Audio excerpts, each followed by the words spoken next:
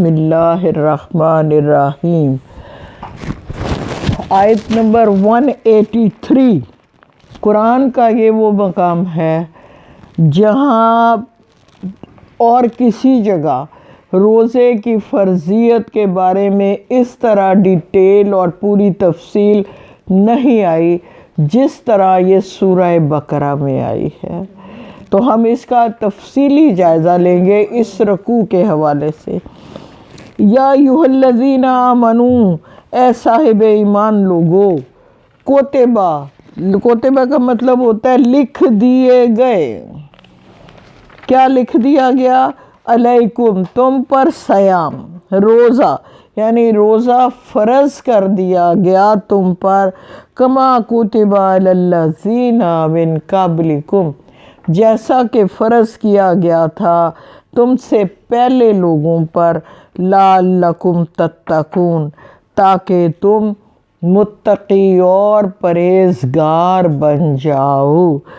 آگے کہا ایام معدودات، گنتی کے چند دن ہیں۔ یہ جو آیت ہے یہ ہمیں کیا بتا رہی ہے کہ یہ جو آیت پہلی میں نے پڑھی ہے، یا ایھا الذین آمنوا کتب علیکم الصیام کما کتب علی الذین من قبلکم لعلکم تتقون۔ اب صیام کی ہسٹری کیا ہے؟ عرب لوگ جنگجو بہادر تھے، وہ اپنے گھوڑوں کو بھوک پیاس کی شدت سے کا عادی کرنے کے لیے روزہ رکھواتے تھے، تاکہ ہم جب ڈاکے پہ جائیں تو ہمارا گھوڑا جو ہے نا وہ بھوک کی وجہ سے ہمارا ساتھ نہ چھوڑ جائے۔ اسی طرح جب ہم کہیں بھی جنگ کے لیے جائیں تو پھر، کیونکہ جنگجو تھے نا، قبائل کی لڑائیاں آپ نے پڑھا ہسٹری میں سالہ سال تک چلتی تھی، تو وہ اپنے گھوڑا، وہ جانور جو اونٹ کی طرح نہیں ہوتا، اونٹ کی سواری وہ ان دنوں میں نہیں کرتے تھے۔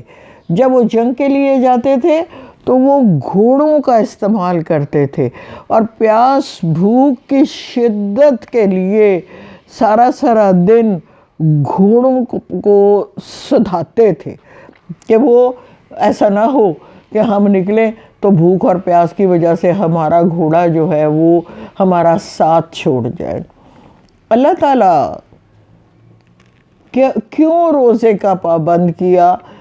کیونکہ مسلمان جب، دیکھیے سورہ بقرہ کا مدنی سورت ہے، مدینہ میں جب آئے اللہ کے نبی صلی اللہ علیہ وآلہ وسلم ہجرت فرما کے، تو ان کو بہت سے مسائل درپیش تھے۔ ایک مسئلہ، اللہ کو پتہ تھا کہ ان کو بار بار جہاد کرنا پڑے گا، ان کو تو اللہ تعالیٰ یہ چاہتا تھا، مسلمانوں پہ تو اس زمانے میں حالات ویسے ہی بڑے تنگ تھے، بھوک اور پیاس کی شدت تھی، نہ پانی ملتا تھا عرب کی صحراؤں میں اور نہ کھانے کو کچھ تھا ہجرت کرنے کے بعد۔ تو پھر اللہ تعالیٰ نے روزہ فرض کر دیا تاکہ آنے والے وقت میں جب مسلمان جہاد کے لیے نکلیں تو بھوک اور پیاس کی شدت سے ان کو جہاد کے لیے کسی قسم کا کوئی مسئلہ نہ آئے، یہ سمجھ سکیں کہ اس کی کیا فضیلت ہے، اس کی کیا رحمت ہے، کہ اس کی کیا برکتیں ہیں۔ تو اللہ تعالیٰ نے بہت سے انعامات اس ضمن میں روزے کے ساتھ ہمیں عطا کر دیے۔ یہ کیا کہا، ایک شخص کو روزہ کھلوا دو گے تو اتنا ہی ثواب تمہیں ساتھ مل جائے گا جتنا روزہ دار کا ہے۔ تو صحابہ نے پوچھا یا رسول اللہ صلی اللہ علیہ وسلم، اپنے کھان لونڈو تے ہے نہیں تے اسی کتھوں روزہ کھلاواں گے؟ تو اللہ کے حبیب کیا فرماتے ہیں صلی اللہ علیہ وآلہ وسلم، انہوں نے کہا چاہے 2 گھونٹ پانی سے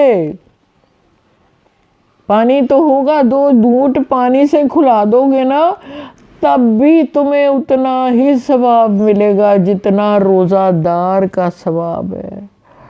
تو یہ اللہ کا خاص کرم تھا نا، اللہ کی خاص رحمت تھی۔ اور اسی طرح وہاں جب آتے ہیں تو آپ کو بتاتی ہوں کہ لیلۃ القدر اللہ نے ہمیں کیوں دی تھی۔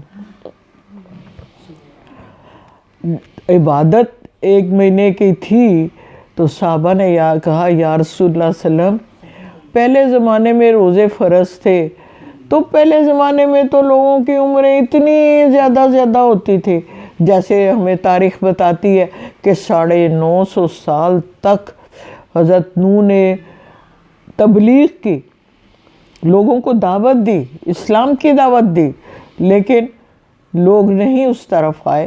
تو ہماری تو زندگیاں جو ہیں وہ 60-70 سال کے قریب ایوریج لائف ہے، پیارے نبی صلی اللہ علیہ وسلم کی 64 ایئرس، تو ہم یہ اتنی لمبی تو ہمیں عبادت کرنے کا موقع نہیں ملے گا۔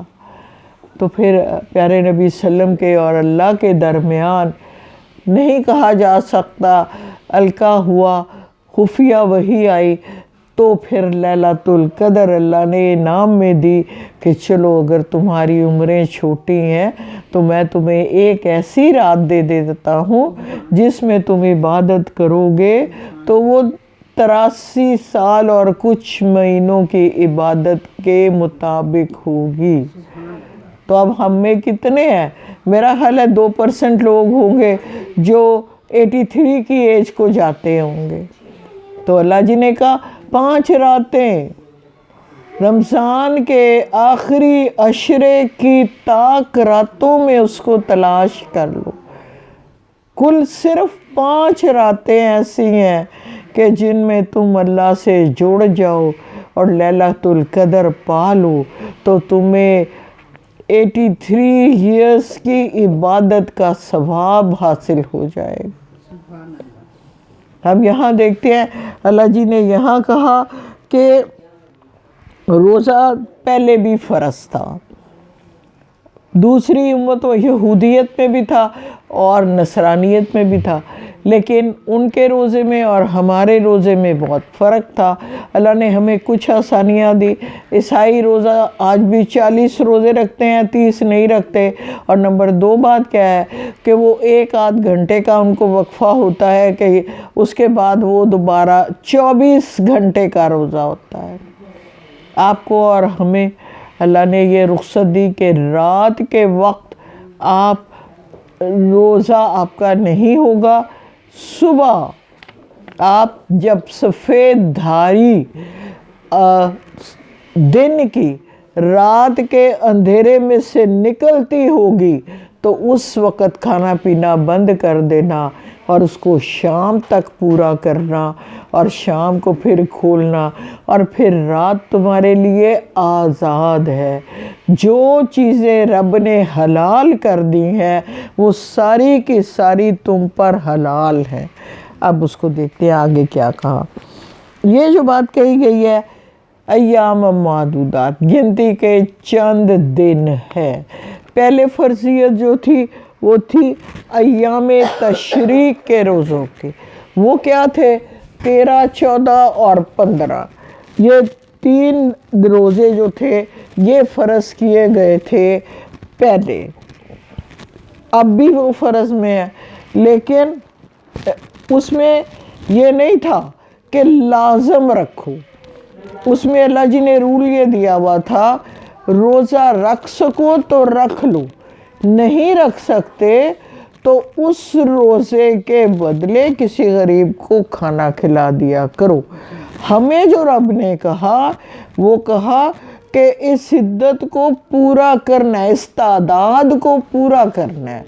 جتنے روزے آپ کے چھٹ گئے ہیں وہ آپ اگر رکھ سکتے ہیں تو بعد میں پورے کریں۔ اب دیکھتے ہیں قرآن کے الفاظ میں یہ ساری باتیں کہتے ہیں۔ فَمَنْ كَانَ مِنْكُمْ، اور تم میں ہو کوئی مریض او عَلَىٰ سَفَرٍ، یا سفر میں، فَعِدَّةٌ مِّنْ أَيَّامٍ أُخَرَ، تو وہ یہ عدت پوری کرے بعد کے ایام میں۔ اب اس میں بہت سارے لوگ ایسا بھی کرتے ہیں واپس نہیں آنا، تو بخار کی صورت میں یا بیماری کی صورت میں بھی روزہ رکھ لیتے ہیں۔ اللہ کے نبی صلی اللہ علیہ وآلہ وسلم نے اس سے منع فرمایا، اور یہ کہا کہ اگر آپ حالت سفر میں ہیں یا بیمار ہیں یا بخار کی حالت ہے تو روزہ نہیں رکھنا۔ ہوا یہ تھا کہ ایک بات پیارے نبی صلی اللہ علیہ وسلم جہاد پہ جا رہے تھے تو لوگوں نے روزہ رکھ لیا، جب وہ مقام اپنے پہ منزل پہ پہنچے تو ان سے خیمے ہی نہیں لگتے تھے، وہ ڈھال ہو کے گر گئے۔ پھر جو بے روز تھے انہوں نے سارا کام کیا، تو اللہ کے نبی ان پر خفا ہوئے کہ جب اللہ نے آپ کو، یہ ایسا ہی ہے جیسے آپ کو سفر میں نماز قصر کی اجازت ہے، تو اللہ جی ناراض ہوتے ہیں کہ اس وقت جب میں نے آپ کو ایک فائدہ دیا ہے تو آپ اس سے فائدہ اٹھائیں، ایک رخصت دی ہے تو اس سے فائدہ اٹھائیں۔ یہ بات کرنا ضروری اس لیے ہے کہ اس دوران رمضان میں جب کبھی آپ روزہ رکھنے کے قابل نہ ہو تو روزہ چھوڑنے میں کوئی حرج نہیں۔ اللہ ہماری نیتوں کو جانتا ہے، اس کو پتہ ہے ہم رکھنا چاہ رہے تھے، وہ علیم بذات الصدور ہے، وہ آپ کے دلوں کے حال بھی جانتا ہے، اس کو پتہ ہے کہ آپ چاہ رہے تھے، اب بیمار ہو گئے ہیں تو نہیں رکھ پائے۔ ہاں پھر جب کبھی آپ کو موقع ملے تو سال کے دوران اس کو پورا کر لیں۔ بس آگے کہا وَلَلَّذِينَ يُطِيقُونَهُ فِدْيَةٌ طَعَامُ مِسْكِينٍ، اور جو اس کی طاقت رکھتے ہوں تو روزہ نہ رکھے تو فدیہ ایک مسکین کو کھانا کھلانا ہے۔ یہ ایام تشریق کے روزوں کے بارے میں ہے کہ رکھتے بھی ہوں، اگر استطاعت رکھتے بھی ہیں تو بھی روزہ نہیں رکھ رہے تو پھر کیا کرو؟